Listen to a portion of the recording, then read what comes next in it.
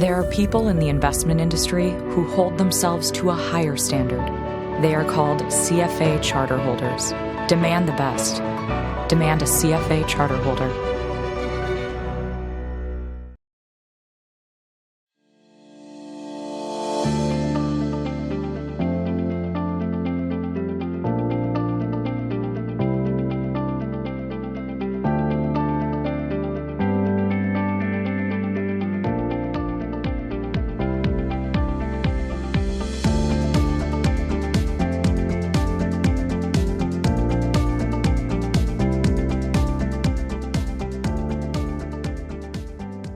It has always been a family business. When my grandfather was in business, he was with his brothers as partners. Then he carved out of the partnership and he started his own firm in 1962. Before that, have always been traders. We always been textile traders. Where we import, export, and before pre-partition also, even in India. And in those days, we also had business in Burma, which is called Yangon today. So all our history, in the past, we have always been in textile trading, except when we started manufacturing in 1981.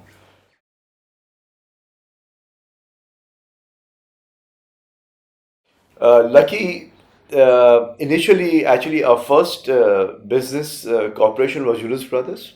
And in those days, there was no emails or fax or telexes even, there was only cable in those days, right? So the cable address, of our company was Lucky 3. And so what was Lucky 3? Lucky 3 was my grandfather, my father, and my uncle. So that's how we got this Lucky, name from. And when we started our first manufacturing in 1981, it was called Lucky Textile Mills.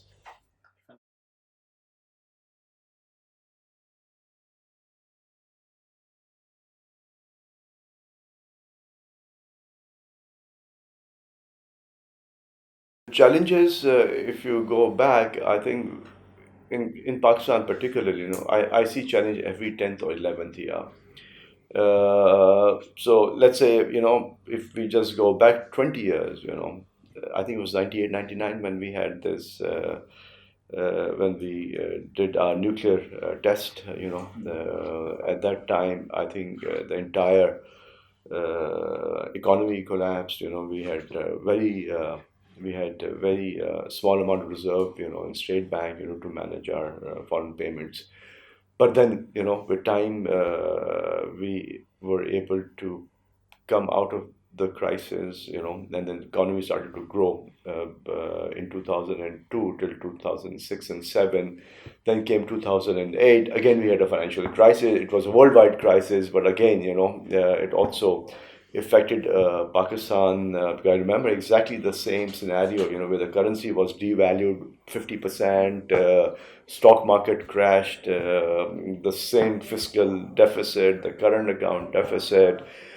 So again, time came, where things started to improve, both in terms of our economic situation, as our GDP and growth and all that. Now, back in 2019, we are in the same crisis again, So you look at it, every 10th or 11th year, Pakistan has one bad cycle. And it depends, how you manage the cycle. So all those issues, can be addressed provided that somebody is there to understand, come out in public, try to explain the situation, and try to create confidence in the business community so that people can try to overcome, the challenges which we have in hand. And I'm sure that, if we put the right mind and spirit in place, we will be able to, or we should be able to, get over with this crisis soon.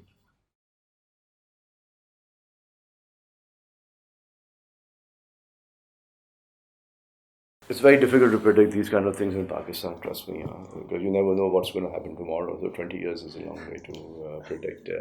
But if you ask me what I want to be in 20 years as individual and as a group, I think we want to create a legacy in business, I think, which has not been done in Pakistan. there are two areas, which is of great interest to us. One which really now interests me is the mining business in this country. The mining which is not being explored yet, especially in Balochistan. And my second, is not towards business, is more towards the education. Is that we would love to build state-of-the-art, world-class university in Pakistan.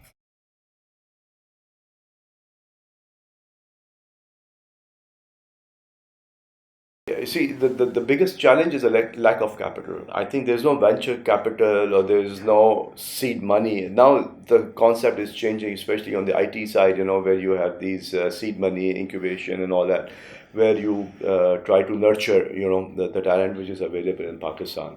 I think the biggest opportunity in Pakistan today is in mining industry, IT industry. I just saw in the Forbes magazine some of the young Pakistani talents, which were there. You need to bring those people and try to exchange ideas and try to see that why can't we build a Silicon Valley in Pakistan? If there's a Silicon Valley in India and there's a Silicon Valley in the United States, why can't we build this in Pakistan?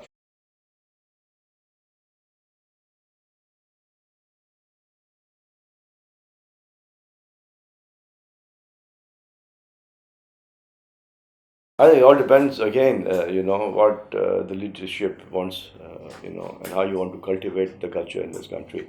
The way things are, the way things are prevailing, I think it's a very upheaval task to change that kind of mindset, and it will only come through education. Yes. That will only come through, with what you call the you need also, a media, to play a very positive role, in not just showing the negative part of the country, but also start portraying a positive side of the country. Let's say if they're 50% bad, there's 50% good also happening in this country, right? So if you only just show on your prime time, the 50% of the bad things, and you don't show the good things, that's what people perceive at the end of the day, that things are bad.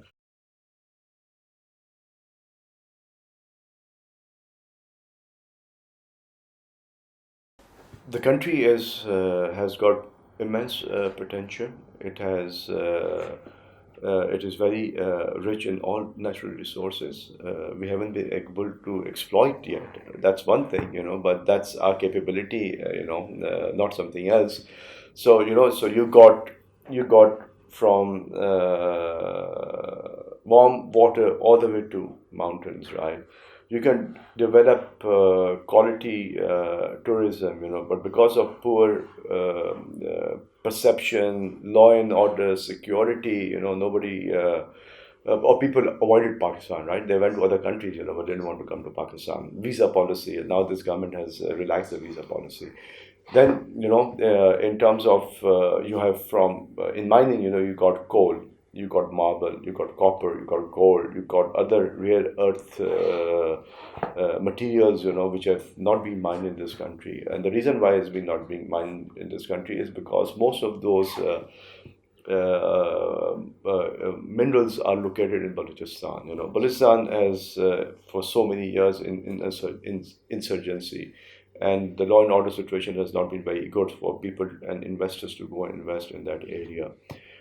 If we can provide that kind of environment, there's so much potential from manufacturing to mining to agriculture to IT, tourism, that can be explored in this country. I mean, there is a, I wouldn't say there is a lack of capacity, but I think so not capacity, I would say capability, but I think there's a way to nurture that, and I think that policy is missing and something that needs to be looked, something that should be looked, or for the future for this government.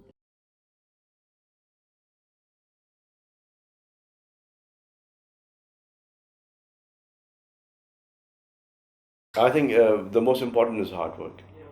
You got to make sure that you have to work hard. There's no easy and there's no shortcut in life. When I started my career, I used to work 12 hours, 14 hours, 16 hours, traveling 6 months in a year, outside Pakistan. So everything comes, with time, with hard work, dedication, and the most important is that you should always remember the Almighty, which has given you that blessing and that has given you the path, in which you have gone and you've become successful.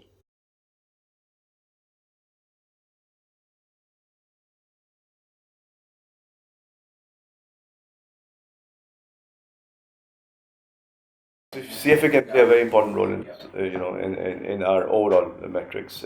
It can provide a.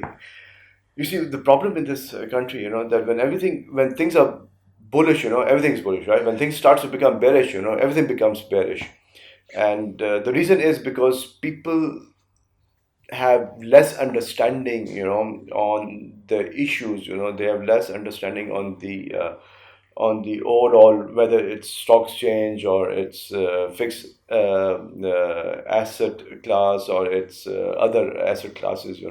So what you can really do is, that for people who are in business, I'm sure they have better understanding, but for general public, I think you need to create that kind of awareness, where people are able to understand, why to invest in stock market, what value it will give, what's the right stock to invest in, what should one should look into it when the investors. And I'm not talking about seasoned investors. I'm talking about these investors on the streets, who have savings, who has put this money into the bank accounts, so to kind of change that mindset, and to cultivate that into that individual, I think that is something where you can play a very important role, where people can go into talk shows, these famous talk shows where we can actually make people understand how investment should be made, what are the different kind of investments, opportunities, So this is something, if you can do it, I'm sure then people would have a